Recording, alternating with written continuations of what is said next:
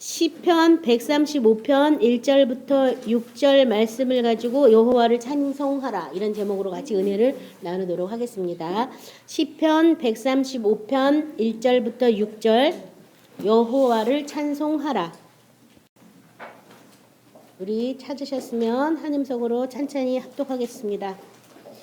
할렐루야. 여호와의 이름을 찬송하라. 여호와의 종들아 찬송하라. 여호와의 집 우리 여호와의 성전 곧 우리 하나님의 성전들에 서 있는 너희여 여호와를 찬송하라. 여호와는 선하시며 그의 이름이 아름다우니 그의 이름을 찬양하라. 여호와께서 자기를 위하여 야곱 곧 이스라엘을 자기의 특별한 소유로 택하셨음이로다. 내가 알거니와 여호와께서는 위대하시며 우리 주는 모든 신들보다 위대하시도다. 여호와께서 그가 기뻐하시는 모든 일을 천지와 바다와 모든 깊은 데서 다 행하셨도다. 아멘.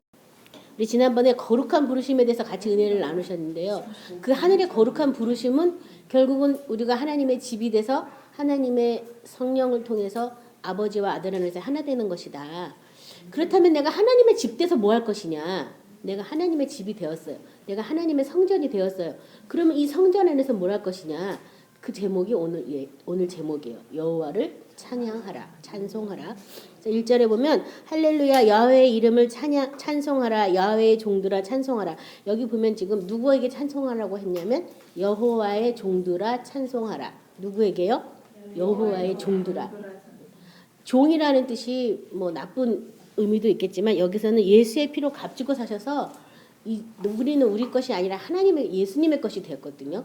또 예수님은 아버지의 것이고요. 그래서 그분의 소유가 있기 때문에 여기 지금 야훼의 종이라고 얘기했어요. 야훼의 종이 되었다면 뭐 하라고요? 야훼를 찬송하라. 찬송하라고 되어 있어요. 시편 113편 1절부터 6절 말씀 제가 읽겠습니다. 할렐루야 여호와의 종들아 찬양하라. 야훼의 이름을 찬양하라. 이제부터 영혼까지 여호와의 이름을 찬송할지로다. 해 돋는 데서부터 해 지는 데까지 야훼의 이름을 찬양 받으시리로다. 여호와는 모든 나라보다 높으시며 그의 영광은 하늘보다 높으시도다. 여호와 우리 하나님과 같은 이가 누구리요? 높은 곳에 앉으셨으나 스스로 낮추사 선지를 살피시고 까지만 제가 인용했는데요. 여기 보면 여기도 여호와의 종들아 찬양하라. 뭘 찬양하냐면 야훼 이름을 찬양하라. 아까도 할렐루야 야훼 이름을 찬양하라. 이름으로 찬양하라. 이름을 찬양하라는 얘기는 뭔가 그 이름의 그 뜻을 알아야지만 찬양할 수 있잖아요. 모르면 찬양할 수 없잖아요. 야훼의 이름이 구약에서는 여러 가지가 나와 있어요. 근데 신약에서는 예수님 때문에 우리가 뭐라고 불러요? 아버지라고 부르죠. 그렇죠? 그래서 아버지를 참되게 예비하는 자를 하나님이 찾으신다라고 또 요한복음 4장에 보면 나와 있는데요. 그 아버지를 찬양하든지 야훼를 찬양하든지 찬양하라고 지금 말하고 있고요. 언제부터? 영혼까지 지금부터 영혼까지 야훼 이름을 찬송하라.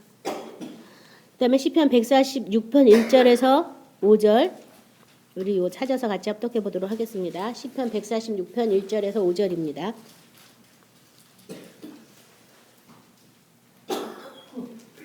할렐루야 내 영혼아 여호와를 찬양하라. 나의 생전에 여호와를 찬양하며 나의 평생에 내 하나님을 찬송하리로다. 귀인들을 의지하지 말며 도울 힘이 없는 인생도 의지하지 말지니 그의 호흡이 끊어지면 흙으로 돌아가서 그날에 그의 생각이 소멸하리로다. 야곱의 하나님을 자기 도우심으로 삼으며 여호와 자기 하나님에게 자기의 소망을 두는 자는 복이 있도다. 여기도 보면 내 영혼아 여호와를 찬양하라. 나의 생전에 찬양하며 평생에 내 하나님을 찬양할 것이다. 왜 찬양하냐 하면요. 여기 그 2절, 3절에 보면은 하나님을 의지하였기 때문에 하나님을 찬양할 수 있는 거예요. 그래서 우리가 하나님을 찬양하지 못하는 이유는 하나님을 의지하지 않기 때문에 내 힘을 의지하고 나의 능력을 의지하고 아니면 뭐 나보다 좀 난 사람을 의지하고 그러니까 하나님을 찬양하지 않는다는 얘기죠. 그래서 그런 도울 힘이 없는 이런 인생을 의지하지 말고 기인들을 의지하지 말고 하나님 야훼 하나님 한 분만 의지하면 그분을 의지하기 때문에 그분을 어떻게 해야 돼요? 찬양할 수밖에 없는 거예요. 그래서 뭔가 내가 지금 찬양이 좀 부족하다 싶으면 내가 지금 하나님을 의지하는 것보다는 뭔가 다른 걸 의지하고 있구나. 이걸 잘 깨달으시기 바랍니다. 그래서 여기 보면은 야곱의 하나님을 자기 도우심으로 삼으며 야훼 자기 하나님에게 자기의 소망을 두는 자는 복이 있도다. 소망을 주님께 두어라라고 얘기하고 있어요. 자, 여기 1절에 그렇게 야훼의 종들아 야훼를 찬양하라고 되어 있는데 그 종들은 구체적으로 어디 있냐면요. 2절에 여호와의 집, 우리 여호와의 성전, 곧 우리 하나님의 성전 뜰에 서 있는 너희여라고 이렇게 되어 있어요. 종이 어디 있어야 돼요? 주인 집에 있어야 되는 게 종이잖아요. 주인 집에 있는 게 종이에요. 그렇죠? 그 주인이 집이 여호와의 집, 우리 여호와의 성전, 집, 성전, 그 다음에 곧 또 풀어서 우리 하나님의 성전 뜰에 있는 너희여 이렇게 표현하고 있어요. 그래서 종이 뜰에 있는 이유는 주인이 뭔가 시키면 얼른 빨리 탁 움직이려고 뜰에 서 있는 거죠. 그게 그래서 뜰에 서 있는 거잖아요. 이 일을 빨리 하려고 뜰에 항상 주인이 얘 너 뭐하니? 그럼 네 여기 있습니다. 우리 뭐 사극 같은 데도 보고 종을 부르면 뭐 영감만이 여기 있습니다. 바로 이렇게 마루에서 뜰에서 이렇게 대답하는 거 들으셨죠? 그래서 지금 어떤 명령을 내리시면 순종하겠다. 명령하시면 즉각적으로 이행하겠다는 그런 의미에서 지금 이 뜰에 서 있는 너희요 이렇게 얘기했어요.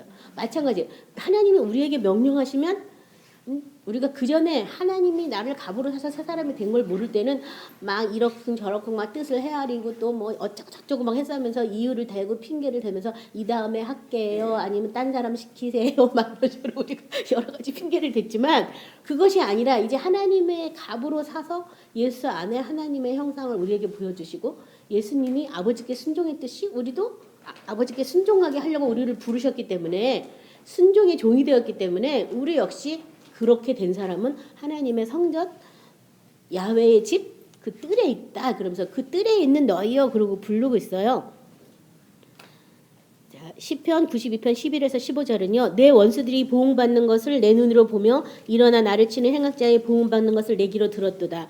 의인은 종려나무같이 번성하며 레바논의 백할목같이 성장하리로다. 이는 야훼의 집에 심겼으며 우리 하나님의 뜰 안에 번성하리로다. 그는 늙어도 여전히 결신하며 진액이 풍족하고 빛이 청정하니 야훼의 정직하심과 나의 바위 되심과 그에게 불의가 없음이 선포되리로다.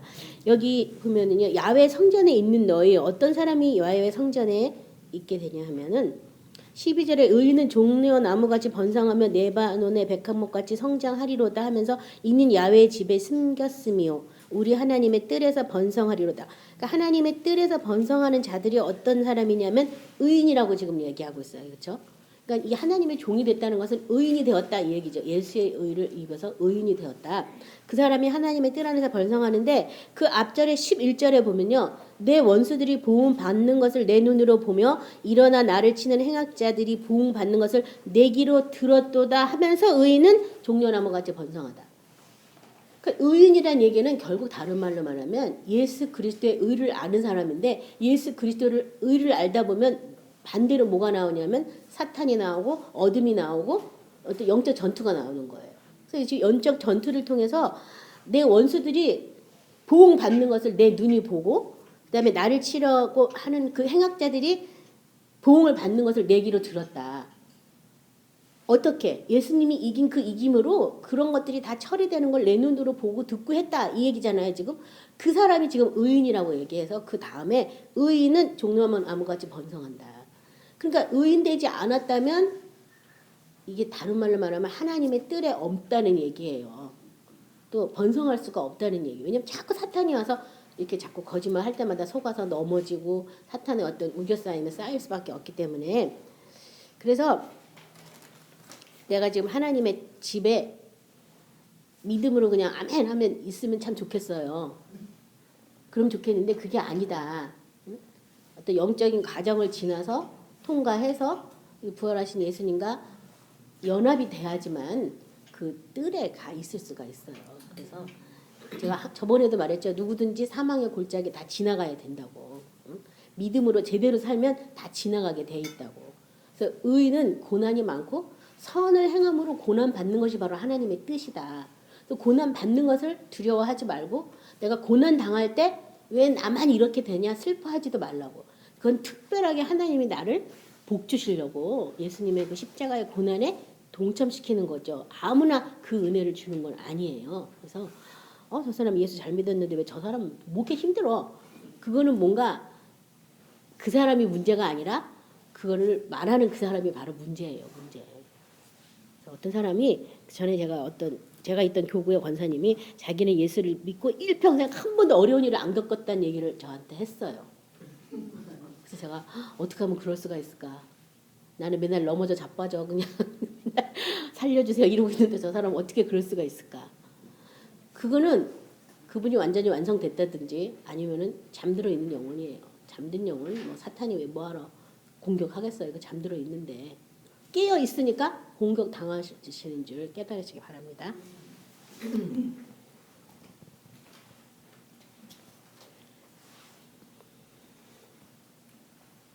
시편 84편 1절에서 4절에는 만군의 야훼여 주의 장막이 어찌 그리 사랑스러운지요 내 영혼이 야훼의 궁전을 사모하여 쇠약하며 내 마음과 육체가 살아계신 하나님께 부르짖나이다. 나의 왕 나의 하나님 만군의 야훼여 주의 제단에서 참새도 제 집을 얻고 제비도 새끼들 보금자리를 얻었나이다. 주의 집에 사는 자들은 복이 있나니 그들이 항상 주를 찬송하리이다. 다윗이 쓴 시편이었는데 주의 장막이 어찌 그리 사랑스러운지요 내 영혼이 야훼의 궁전을 사모하여 쇠약하며 내 마음과 육체가 살아계신 하나님께 부르짖나이다. 뭘 부르짖는 거예요? 내가 하나님의 집에 들어가기를. 그래서 이 뒷반절에 보면 후반절에 보면 내가 세상에 있는 것보다 하나님 성전 문지기로 하루 있는 게 낫겠다 이런 이제 고백이 뒤에 보면 나오는데 왜냐면 하나님의 장막이 되는 거를 그렇게 사모해야 된다는 거예요. 여기 지금 내 마음과 육체가 살아있는 하나님께 부르짖나이다. 뭘 부르짖냐면 내가 야훼의 궁전을 사모해서 내가 쇠약해져서 내가 그 집에 들어가려고 이렇게 내가 사모하다 못해 내가 쇠약해졌다고까지 표현하거든요. 그러니까는 많은 사람들이 이 다음에 죽어서 천국 간다고 생각하니까 지금 이 하나님의 집이 되고 단장 받아야 되는데 그런 것들을 구하지 않는다는 거예요. 근데 어디까지 구해야 되냐면 사모하기까지. 내 영혼이 여기 지금 쇠약할 정도로 사모하기까지 하나님의 집이 되기를 어떻게 해야 돼요? 구하셔야지 돼요. 그러면서 나의 왕 나의 하나님 만군의 야훼여 주의 제단에서 참새도 제 집을 얻고 새끼들 보금자리를 얻었는데 나도 그 집에 좀 들어가게 살게 해달라 이렇게 하면서 주의 집에 사는 자는 복이 있나니 그들이 항상 주를 찬송하리다. 주의 집에 있으면 뭐 한다고요? 항상 주를 찬송한다. 내가 주님의 집 안에 들어갔는데 뭐가 걱정이겠어요? 이제부터는요. 걱정할 게 없잖아요. 주인이 알아서 종들이 쌀 떨어질까 걱정하겠어요? 종들이 뭔 걱정을 하겠어요? 주인이 알아서 다 이렇게 하면 종은 시킨 것만 하면 되는 게 종이잖아요. 주인이 그 모든 걸 다 하고 있지. 그래서 이 주의 집에 들어간 자들은 할 게 없다. 뭐 하면 된다? 항상 주를 찬송하는 일을 해라. 항상 주를 찬송하리이다. 내가 하나님의 집 되면 뭘 것이냐? 많은 사람들이 집 되면 뭐 할 것이냐? 능력을 행하면서 막 사람들을 고치고 다니고 뭐 어떤 열정을 가지고 막 선교를 하고 막 이럴 것이냐? 뭐 하라고요? 찬송하라고 되어 있어요. 찬송하라고. 물론 그런 부분도 하나님이 우리 안에서 예수를 나타나기 위해서 우리를 통로로 사용하시겠죠. 그건 그분이 우리를 통로로 사용하실 부분이고 저와 여러분이 할 일은 야훼를 찬송하는 일을 해야 되는 거예요. 새로운 일이 생긴 거예요. 뭐요? 찬송하는 일. 그래서 무릇 내 영광을 해서 찬양한 자를 오게 하라. 내가 그들을 지었다. 왜? 나를 찬양하게 하려고 찬송하게 하려고 지었다라는 성경 구절이 그래서 이사야에 있는 거예요. 결국 신앙생활의 결국은 내가 하나님의 집에 대해서 하나님의 집안에서 하나님의 아름다움을 보고 그거를 찬양하고 노래하는 게 신앙생활의 결론이에요. 그래서 찬양을 많이 하시기 바랍니다. 3절에 여호와를 찬송하라. 여호와는 선하시며 그의 이름이 아름다우니 그의 이름을 찬양하라. 자, 하나님의 뜰에 서 있는 너희요. 뭘 하라? 이제 찬송하라. 뭘 찬송하냐면 여기 보면 선하시며 아름다운 그것에 대해서 찬송하라. 여호와는 선하시며 그의 이름이 아름다우니 그의 이름을 찬양하라. 그 이름을 찬양하라. 자꾸 이름을 찬양하라. 이름을 찬양하라. 어떻게 찬양해요? 네? 그 이름을 알면 찬양하게 돼 있어요. 어떻게 찬양? 그 이름을 안다는 거는 그분을 내가 어떻게 했어요? 교제했다, 경험했다를 얘기하는 거예요. 근데 지금 사모님이 어떻게 찬양할까요? 아직 내가 교제를 잘 못한 거예요. 찬송가에 나오는 걸 다 찬양하는. 안 자꾸 이름을 강조하니까. 이름이 중요하니까. 내 이름을 안지. 이름이니까 그분 전체를 얘기하는 거죠. 인격이신. 이름도요. 우리도 마찬가지. 지금 잘 지었는데 우리도 이름이 많이 있어요, 그렇죠? 부모님이 붙여준 이름이 있고요. 아이들이 나한테는 엄마라고 부르죠. 아. 남편은 나한테 아내라고 불러요. 또 제가 여기 왔을 때는 여러분들이 저한테 성교사라고 부르죠. 또 뭐 어떤 자리에서는 또 뭐라고 부르고 또 성령님은 예수님은 또 저한테 뭐라고 이름을 부르고 이름이 그때그때마다 다 다르게 부르거든요. 그것처럼 이름을 안다는 거는 그분을 경험했다. 그분에 대해서 내가 교제했다 그 말이에요. 네. 그러니까 그거를 만약에 제가 아내로서의 이름이 있다면 아내로서 어떤 삶을 살았는지에 대해서 아내로서 뭐 유순동 너는 뭐 아내로서 남편을 어떻게 잘하고 뭐 이런 거를 얘기해야 되는 거겠죠.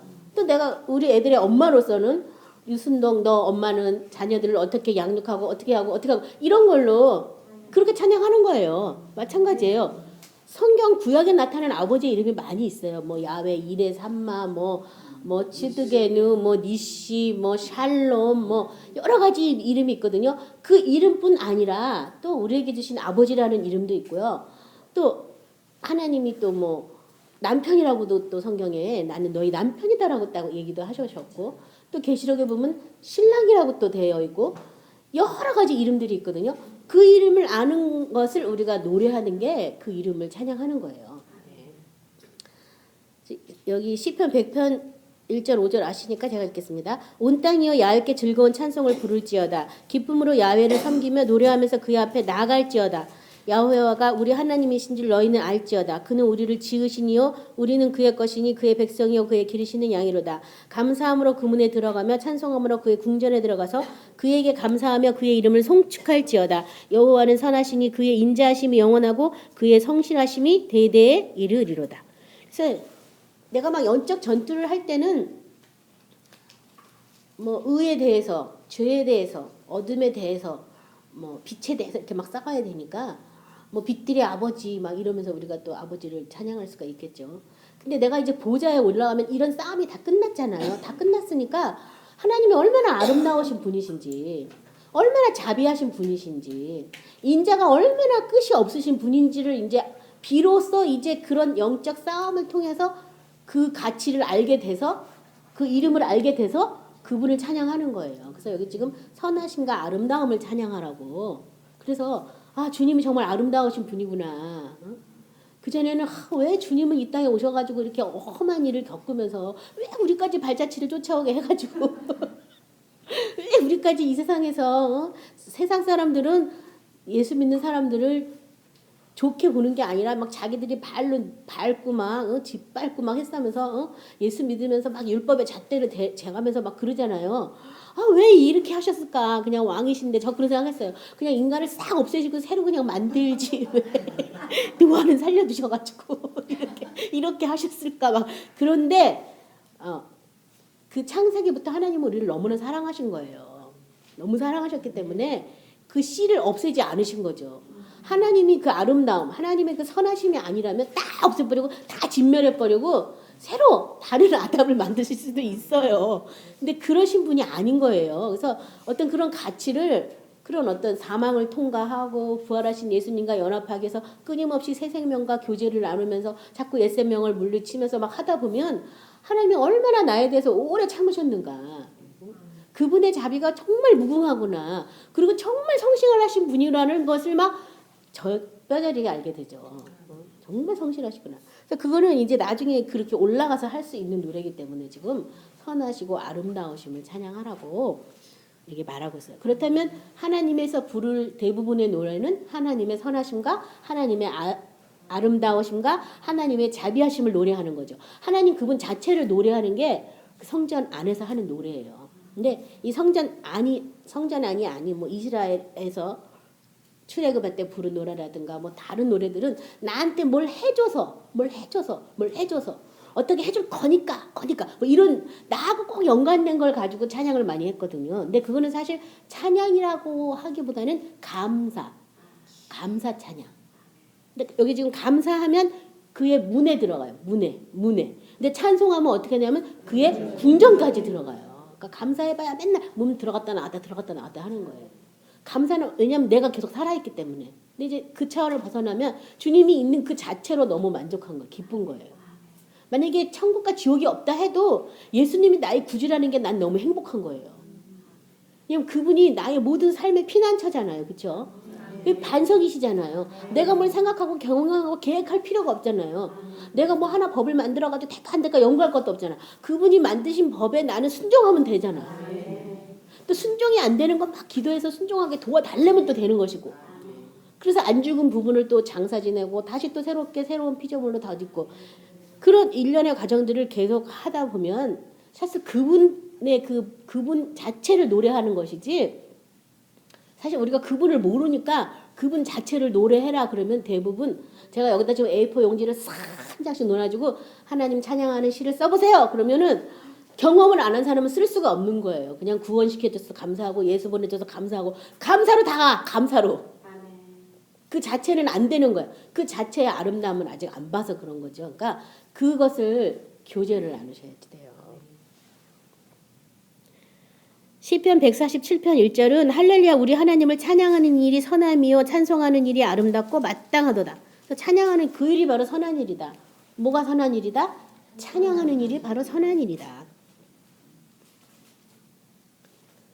시편 52편 8, 9절은요. 그러나 나는 하나님의 집에 있는 푸른 감람나무 같으며 하나님의 인자하심을 영원히 의지하리로다. 주께서 이를 행하셨으므로 내가 영원히 주께 감사하고 주의 이름이 선하심으로 주의 성도 앞에서 내가 주의 이름을 사모하리이다. 아멘. 그래서 하나님은 악이 조금도 없으신 분이에요. 악이 조금도 없기 때문에 악한 생각을 조금도 안 하세요. 우리가 늘 악한 생각을 하면서 하나님도 혹시 이렇게 되지 않을까 우리 생각하는데 절대 그러신 분이 아니다. 알면 알수록 그분은 선 그 자체예요. 어둠이 조금도 없기 때문에 어두운 생각 절대 안 해요. 만약에 뭐 이런 생각이 없으셔요. 그래서 이 주의 이름을 감사하고 또 이것을 사모한다라고 되어 있고요. 그 다음에 4절에 야훼께서 자기를 위하여 야곱 곧 이스라엘을 자기의 특별한 소유로 택하셨음이로다. 특별한 소유로 택한 것에 대해서 이제 찬양을 하다 보니까 특별한 소유로 택하신 것에 대해서 지금 얘기하고 있는데 여기 지금 누구를 위하여 특별한 소유로 삼으셨다고요? 자기가 누구예요? 야훼 하나님을 위하여 이스라엘을 자기의 특별한 소유로 택하셨다. 저와 여러분도 누구를 위하여? 하나님 그분 자신을 위하여 특별한 소유로 택하셨다는 거예요. 내가 하나님을 택한 것이 아니라 하나님이 우리를 택하셨다는 거예요. 뭐 하려고? 특별한 소유로 삼으려고. 그래서 지난번에 특별한 소유가 하늘의 부르심을 받은 거룩한 형제가 되는 걸 지금 얘기하죠. 특별한 소유. 출애굽기 19장 3절 6절에는 모세가 하나님 앞에 올라가니 야훼께서 산에서 그를 불러 말씀하시되 너는 이같이 야곱의 집에 말하고 이스라엘 자손에게 말하라. 내가 애굽 사람에게 어떻게 행하였음과 내가 어떻게 독수리 날개로 너희를 업어 내게로 인도하였음을 너희가 보았느니라. 세계가 다 내게 속하였나니 너희가 내 말을 잘 듣고 내 언약을 지키면 너희는 모든 민족 중에서 내 소유가 되겠고 너희가 내게 대하여 제사장 나라가 되며 거룩한 백성이 되리라. 너는 이 말을 이스라엘 자손에게 전할지니라. 자, 근데 조건이 있어요. 특별한 소유로 삼은 조건. 먼저 세계가 다 하나님께 속하였지만 너희는 내 말을 잘 듣고 내 언약을 지키라고. 그러면 내 소유가 될 거라고. 하나님이 인간에게 준 이 자유의지는 대단한 거예요. 모든 세계가 하나님께 속하였지만 인간의 자유의지만은 하나님이 하나님 걸로 하지 않았다는 거예요. 인간의 자유의지. 그러니까 선을 구하는 것, 악을 구하는 것 우리 자유의지에 달려 있어요. 내가 빛으로 나갈 건지 어둠으로 나갈 건지 우리 자유에 달려있는 거예요. 그래서 내가 생명나무를 택할 건지 선악과를 택할 건지 아담에게 자유의지가 있었던 거예요. 천사에게는 뭐 자유의지가 있었나 없었냐 뭐 이런 얘기를 했으면서 자유가 있었기 때문에 그 루시퍼가 됐다 뭐 이런 얘기도 하는데 그건 이 다음에 하늘나라 가서 물어보시고 일단 인간에게는 자유의지를 줬다는 거예요. 자유의지를 줘서 뭔가 이 결정을 우리가 할 수 있도록. 그러니까 모든 세계가 내 거지만 너도 순종하면 내게 되지만 네가 순종 안 하면 너는 너 자신이다. 이 얘기는 마찬가지잖아요. 그렇죠? 그래서 특별한 소유로 삼았다는 얘기는 순종하느냐 안 하느냐에 따라 특별한 소유가 되느냐 안 되느냐 이런 관계가 지금 말씀하고 있는데요. 이 구약대로라면 그렇다면 내 말을 잘 듣고 내 언약을 잘 지키면 내 모든 민족 중에서 내 소유가 되겠고 그 다음에 거룩한 제사장의 나라가 되고 거룩한 백성이 될 것이다 라고 말씀하셔서 지금도 마찬가지 우리를 하나님께서 특별한 소유로 삼으셨는데 지금도 언약 안에 머물면 하나님이 언약 안에서 우리를 보호하고 지켜주시지만 언약 안에 있지 않는다면 우리의 자유의지 때문에 하나님의 보호하심이 우리에 있을 수가 없어요. 그래서 예수님께서도 심판이라 하면 너희가 빛보다 어둠을 더 사랑하여 어둠 안에 있는 그것이 바로 심판이고 정죄라고. 하나님이 뭐 심판하고 정죄하는 게 아니라 내가 어둠에 매여 있는 그 자체가 바로 심판이고 정죄가 되는 거예요. 그래서 빨리 빛으로 나오셔야지 되겠어요. 시편 4편 3절에는 야훼께서 자기를 위하여 경건한 자를 택하신 줄 너희가 알지어다. 내가 그를 부를 때에 여호와께서 들으시리로다. 그래서 보면 자기를 위해서 우리를 택하셨다. 자기를 위해서 특별한 소유로 삼으셨다. 자기를 위해서 경건한 자를 택한다. 하나님 그분을 위해서 우리가 존재하는 것이다. 이것을 깨달으시기 바랍니다. 시편 98편 1절은 새 노래로 야훼께 찬송하라. 그는 기이한 일을 행하사 그의 오른손과 거룩한 팔로 자기를 위하여 구원을 베푸셨도다. 자기를 위해서. 구원도 하나님 그분을 위해서 구원을 베푸셨다. 자기를 위해서. 로마서 14장 7절 9절 제가 읽겠습니다. 우리 중에 누구든지 자기를 위하여 사는 자가 없고 자기를 위하여 죽는 자도 없도다. 우리가 살아도 주를 위하여 살고 죽어도 주를 위하여 죽나니 그러므로 사나 죽으나 우리가 주의 것이로다. 이를 위하여 그리스도께서 죽었다가 다시 살아나셨으니 곧 죽은 자와 산 자의 주가 되려 하심이라. 근데 사나 죽으나 다 누구 것? 주의 것이다. 주의 것. 그러니까 내가 내 인생의 주인이 아니다. 난 누구한테도 주인 노릇을 하면 안 되는 거죠. 자녀한테도 엄마니까 남편한테도 아내니까 뭔가 주인 노릇하면 안 된다. 우리는 다 누구 것? 주의 것이다. 내가 잠을 자든지 내가 깨어서 다시 산자로 있든지 우리는 다 주의 것이다. 그러니까 주님을 위해서 우리가 있는 거죠. 5절에 내가 알거니와 야훼께서는 위대하시며 우리 주는 모든 신들보다 위대하시도다. 여기 보면 내가 알거니와 위대하시다. 모든 신들보다 위대하시다. 시편 95편 1절에서 6절에는 오라 우리가 야훼께 노래하며 우리의 구원의 반석을 향하여 즐거이 외치자. 우리가 감사함으로 그 앞에 나가며 시를 지어 즐거이 그를 노래하자. 여호와는 크신 하나님이요 모든 신들보다 크신 왕이시기 때문이로다. 땅의 깊은 곳이 그의 손안에 있으며 산들의 높은 곳도 그의 것이로다. 바다도 그의 것이라 그가 만드셨고 육지도 그의 손이 지으셨도다. 오라 우리가 굽혀 경배하며 우리를 지으신 여호와 앞에 무릎을 꿇자. 여기 보면 구원의 하나님을 향하여 즐거이 외치는데 감사함으로 나가고 시를 지어 즐거이 그를 노래하자. 시까지 져서 신령한 노래와 시와 찬미로 하나님을 찬양하라고 또 골로새서에 나와 있는데요. 시도 지어서 노래하라는 거예요. 이 남자 여자 좋아하는 것도 시가 얼마나 시가 많아요. 그렇죠? 뭐 그래서 유명한 시들이 많잖아요. 나라를 사랑한 사람이 지은 시 같은 것도 얼마나 유명한 시가 많잖아요. 뭔가 사랑하면 뭐가 나와요? 시가 나오잖아. 시에다 노래 붙이면 노래가 이제 나오는 거죠. 그것처럼 내가 정말 하나님을 사랑하면 서툴지만 사랑의 시가 나오게 돼 있어요. 그래서 애들도 막 뭐 사주면 좋아가지고 우리 엄마는 아름답고 우리 엄마는 상냥하시고 우리 엄마는 너무 좋으세요. 막 그러면서 막 애들도 어린 애들도 그렇게 하거든요.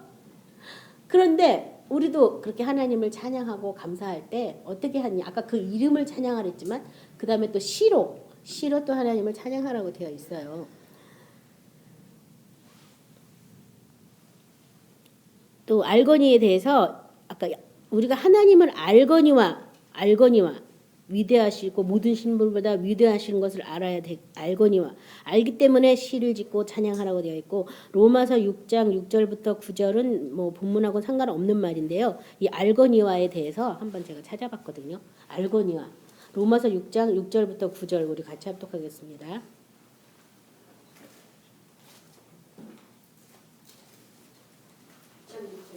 6장 6절부터 9절 우리가 알거니와 우리 옛사람이 예수와 함께 십자가에 못 박힌 것은 죄의 몸이 죽어 다시는 우리가 죄에게 종노릇하지 아니하려 함이니 이는 죽은 자가 죄에서 벗어나 의롭다 하심을 얻었음이라.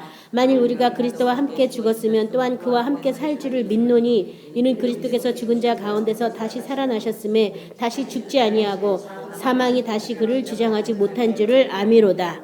여기 보면 우리가 알거니와 옛사람이 예수와 함께 십자가에 못 박힌 것에 대해서 뭐라 해라고요? 알거니와 죄의 몸이 죽은 것, 죄에게 종노릇하지 않는 것을 어떻게 하라고요? 알라고 알고. 진짜 옛날에 이 오래된 얘기인데요. 이 로마서를 읽으면서 알거니와 근데 저는 모르는데요. 주님 이러면서 기도했어요. 이 말씀 가지고 알거니와 근데 뭘 죄의 몸은 또 뭐야? 막 이러면서 주님 저 이거 하나도 몰라요. 알려주세요. 막 저 이 알거니와 나왔던 이 말씀 가지고 정말 울고 기도한 적이 있는데 네 모르면 이거 기도하셔야 돼요. 알거니와 있잖아. 알고 있어요. 이건 기본적인 거라 이건 뭐 당연히 안다 지금 이 얘기인데 당연히 모른다. 이건 아직 복음은 아직 멀었잖아요. 그렇죠? 또 알거니와 나와 있는 구절인데요. 로마서 8장 28절. 우리가 알거니와 하나님을 사랑하는 자 곧 그의 뜻대로 부르심을 입은 자들에게는 모든 것이 합력하여 선을 이루니라. 이걸 또 알고 있어야 된다. 여기 보면 하나님을 사랑하는 조건은 하나님을 사랑하는 자. 어떤 사람? 곧 그의 뜻대로 부르심을 입은 사람. 하나님의 뜻대로. 하나님의 뜻은 뭐예요? 그 마다들의 형상을 본받기 위해서 하나님이 미리 정하시고 미리 나중에 거룩하게 하시고 영화롭게 하셨다까지 나오시는 그 하나님의 마다들의 형상을 본받게 하는 게 하나님의 뭐냐면 뜻이에요. 그 뜻대로 부르심을 입은 자들이 바로 하나님을 사랑하는 자. 그러니까 무슨 일이든지 닥치면 예수님 뭘 내가 보고 배워야 될까? 뭘 닮아야 될까? 이걸 생각하셔야 돼요. 그러면 그 사람의 결국은 모든 것이 합력하여 선을 이루니나로 가요. 근데 뭘 내가 닮을까를 안 하면서 그냥 모든가에 선협하여 선을 이룰 거야, 선을 이룰 거야, 선을 이룰 거야. 암만 해봐도 그거 안 돼요. 그 선이 뭔지도 모르거든요. 솔직히 말해서. 내가 하나님의 형상을 마다들의 형상을 본받게 하려고 나를 부르시기 위해서 어떤 그 형상을 본받는 과정에서 내가 여기를 지금 통과해야 되는구나. 불 가운데도 지나가고 물 가운데도 지나간다고 분명히 성경에 써 있거든요. 그렇지만 불이 너를 사르지 못하고 물이 너를 침범지 못할 것이다. 지나는 다 가는 거예요. 가면서 내가 지금 예수님 안에 어떤 형상이 나한테 없어서 이거를 내가 이 터널을 지나가면서 배우게 되는 걸까? 그것에 항상 어떤 포인트를 갖고 있으면 그 모든 문제는 다 나중에 선이 돼버리는데 그렇지 않다면 선이 안 되죠. 자기는 밖에 생각 없고 뭐 인자만 해결되라 이러면 안 돼요. 그래서 그걸 알고 있어야 된다. 네가 하나님의 아들의 형상을 본받는다면 모든 것이 협력하여 선을 이룬다는 그 사실을 너희는 알고 있다. 알거니와 우리가 알거니라라고 써 있잖아요. 그렇죠? 그래서 그것에 대해서 또 알고 있어야 되겠죠. 본물만처럼 하나님이 위대하신 것을 알고 있는 저와 여러분이 되시기 바랍니다. 마지막 6절에 보면 야훼께서 그가 기뻐하시는 모든 일을 천지와 바다와 모든 깊은 데서 다 행하셨도다. 그가 기뻐하는 모든 일을 천지와 바다와 모든 깊은 데서 다 행하셨다.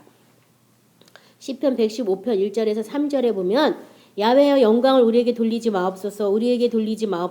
오직 주는 인자하시고 진실하심으로 주의 이름에만 영광을 돌리소서. 어찌하여 문나라가 그들의 하나님이 이제 어디 있느냐 말하게 하리이까. 오직 우리 하나님은 하늘에 계셔서 원하시는 모든 것을 행하셨나이다.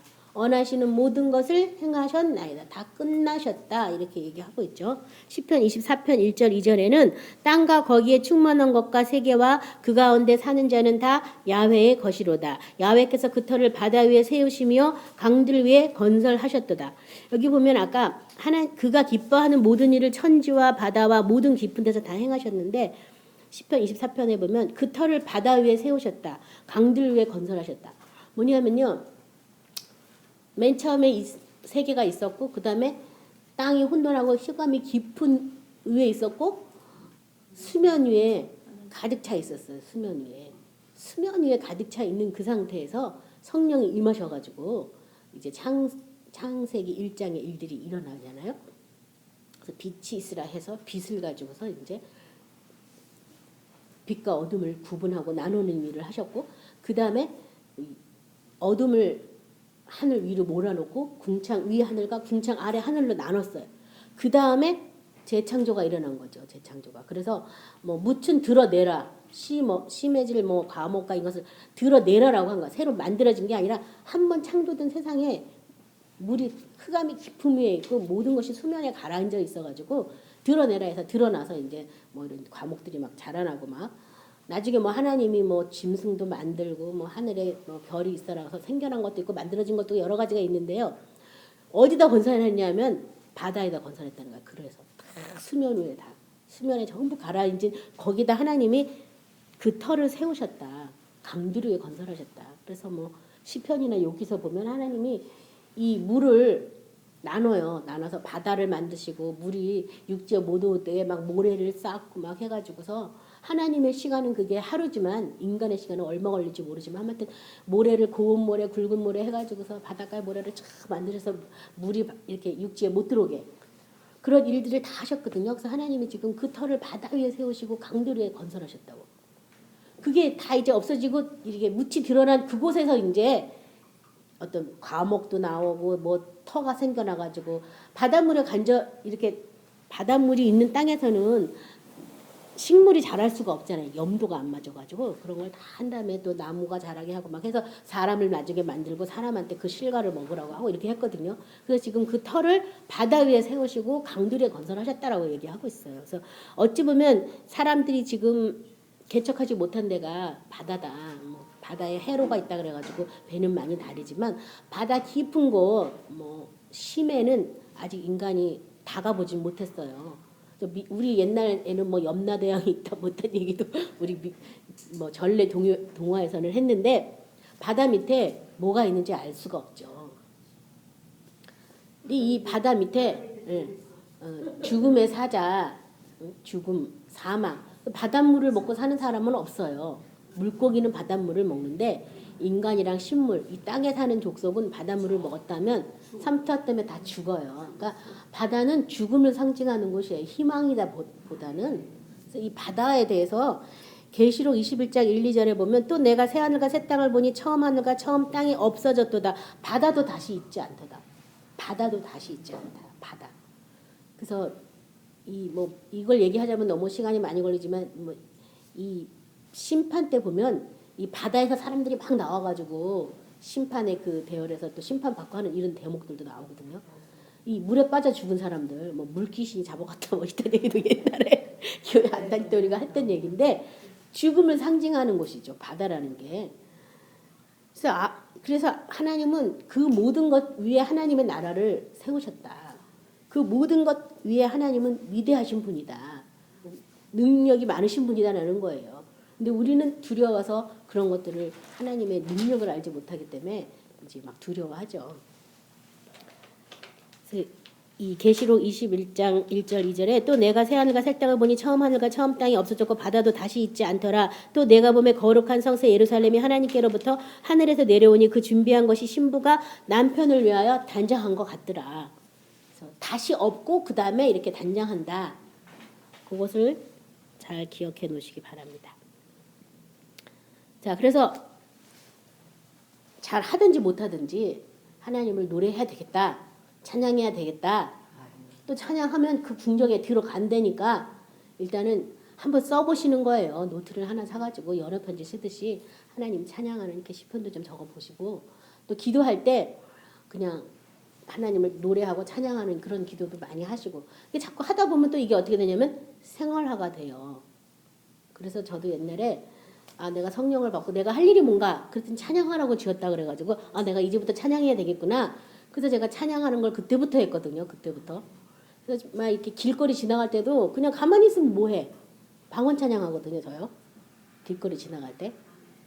그러면 이제 새로운 가사들이 나오기도 하고 또 새로운 음악들이 막 나오기도 하는데 때로는 내가 많이 알고 있는 찬송가 가사를 방언으로 부르기도 하고 뭐 그래요. 아무튼 노는 가만두면 뭐 하겠어. 찬양 기도를 하시지 그냥. 그래서 찬양을 막 많이 하는 거예요. 그래서 하다 보니까 정말 찬양 기도를 하다 보니까 내가 알지 못하는 그런 비밀한 것들을 찬양 기도하다가 그냥 알게 되는 경우도 많이 있어요. 다윗도 뭐 예수님이 와서 그렇게 못 박아 죽을 건지 어쩐 건지 알지도 못하고 찬양하다 그냥 막 알아가지고 써놨잖아요. 그것처럼 내가 알지도 못하지만 막 시편을 적어놨는데 몇 년 뒤에 보면 내가 이제 그 믿음 돼 있어요. 근데 일단 적어놓고 고백해놓은 거야. 그러니까 또 그대로 되더라고요. 그러니까 참 그게 좋은 일인 것 같아요. 모든 교회들이 어떻게 하나님을 찬양할까 연구하고 예배의 어떤 보조수단이 아닌 우리를 창조하신 그 목적대로 우리가 어떻게 찬양할까 어떻게 노래할까 막 그래서 정말 시를 짓고 막 이런 붐이 많이 일어나면 좋겠어요. 저의 희망 상황이고요.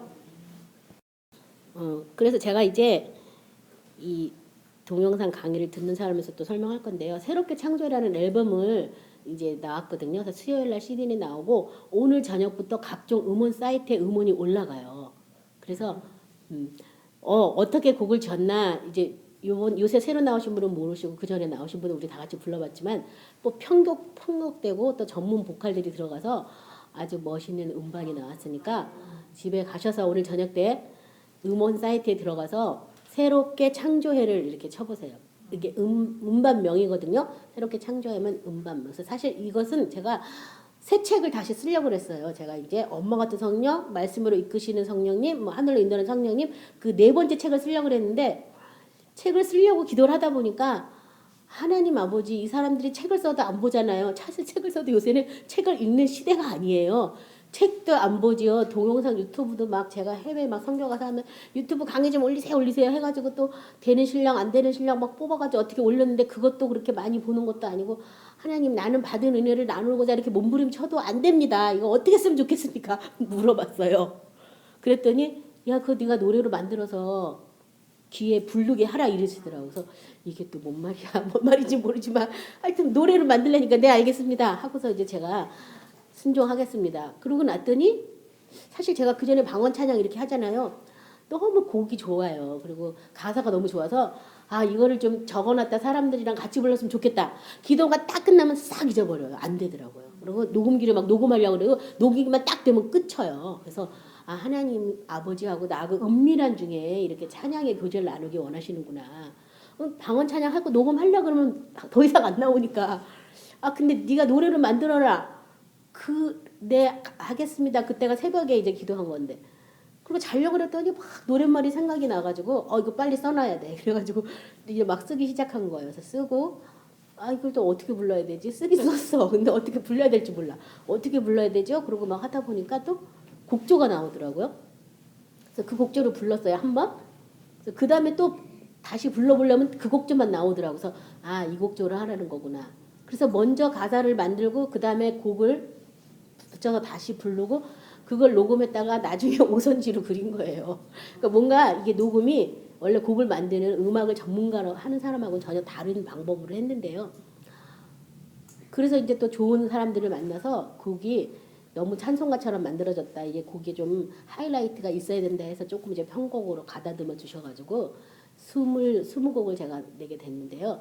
이 가사 하나하나가 다 가사의 의미를 두고 만든 곡이니까 가사가 제 4권의 책의 내용이에요. 그러니까 가사만 자꾸 부르더라도 자꾸 시인만 하다 보면 그 가사대로 성령이 우리의 영을 자라게 해주실 거라고 저는 확신하거든요. 그래서 노랫말을 많이 좀 퍼뜨려 주시고 음원 사이트에 들어가서 잘 다운 받으세요.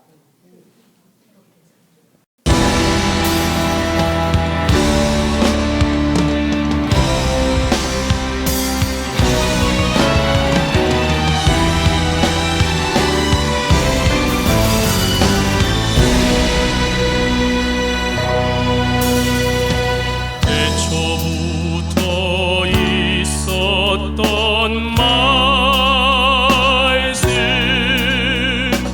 온